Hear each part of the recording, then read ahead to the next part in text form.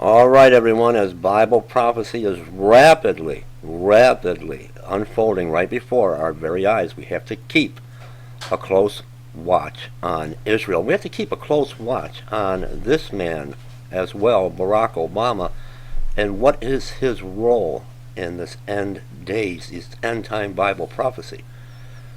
What does Obama really feel towards Israel? Here's the headline: Obama and his animus towards Israel, or his dislike or his hatred.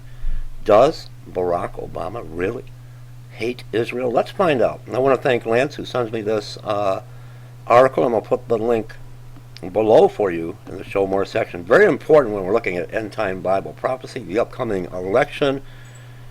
What is Barack Obama's real feelings towards God's beloved Israel? Let's find out. What does Barack Obama really think about Israel? The evidence makes it obvious he has contempt for the Jewish state in every way, and his nurturing of Islamist takeovers around the Middle East only adds to the perception that the safety of Israel is not of concern to him. Now, as Caroline Glick has pointed out, supporters of Obama refer to several of Obama's actions. Let's take a look at what the supporters are talking about. Number one, he has given billions of dollars in military assistance. Now, number two, his supporters say he has gotten harsh sanctions against Iran passed by the UN Security Council. Number three, they say, the U.S. has supposedly increased its intelligence and military coordination with Israel. Obama supporters also say, number four, that Obama has opposed some anti-Israeli resolutions at the UN. Now, Caroline Glick answers these mantras with a reality check. Let's get real now, beloved, for a moment. This is very important.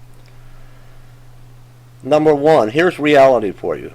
The billions of dollars in military assistance, including the Iron Dome defense system, it wasn't Barack Obama's idea. It is the fulfillment of a pledge from George W. Bush. Number two, reality. The sanctions against Iran have not slowed down its nuclear program one bit, and Obama opposed stronger sanctions that Congress wanted. Number three, reality.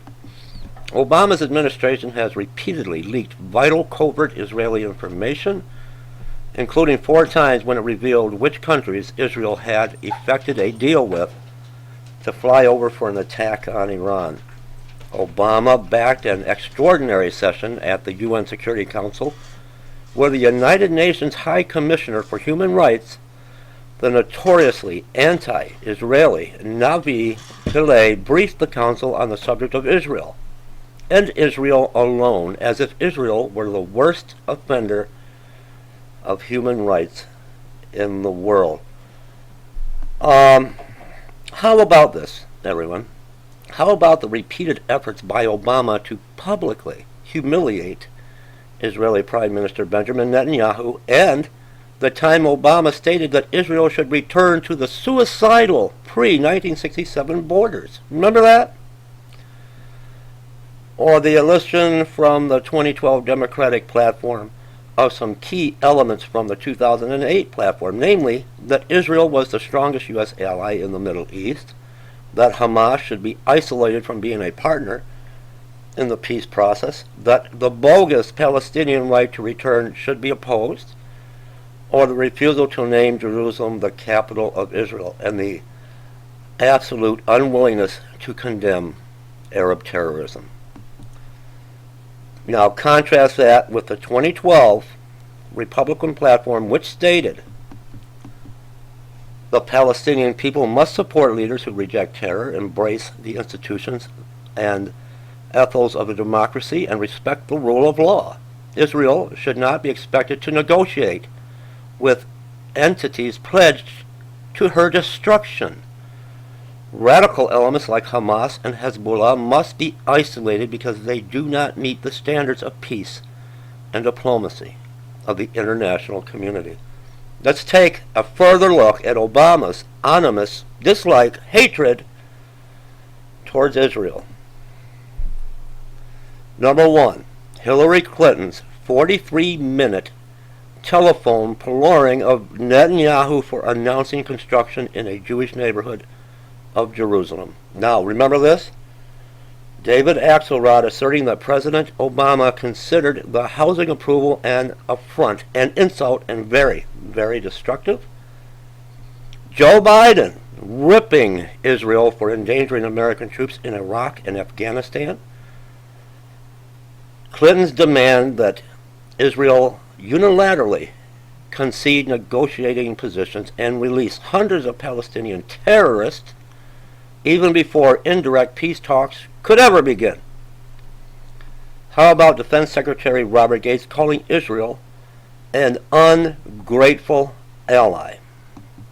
Defense Secretary Leon Panetta chastising Israel to go back to the, I'll say darn, I won't say the word they have printed here in the article, I'll say darn, negotiating table.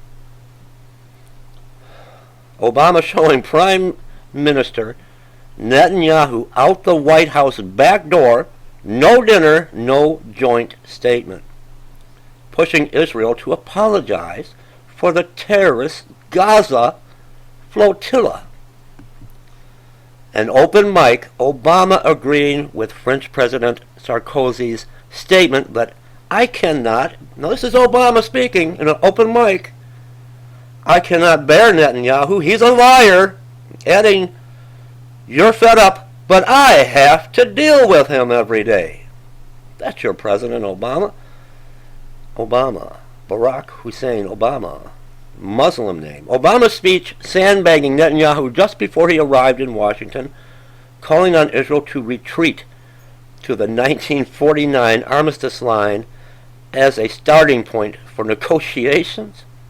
No condemnation whatsoever for the anti-Israel incitement by the Palestinian leadership, including celebrating the grisly murder of the Fogel family and their sleeping little boys and baby girl. No condemnation of the Grand Mufti of Jerusalem, whose salary comes from American taxpayers, urging Arabs to fight and kill the Jews. Now, in conclusion, the thought of Jews in America voting for this man, Jews who are largely secular and have long ago eschewed their tradition, this man who has an anonymous hatred towards Israel greater than any other president is enough to make you wonder if those same Jews value Israel at all. They certainly don't have the allegiance to Israel that a Jewish identity demands. If they see themselves as part of the Jewish history at all, and many don't, they should not. They should know that their reflection of Barack Obama will have terrible and final consequences for the Jewish people. Just wanted to bring you this. Now you know the truth, how Barack Obama really feels towards Israel. Leave me comments, everyone. Come, Lord Jesus, come. Please come tonight.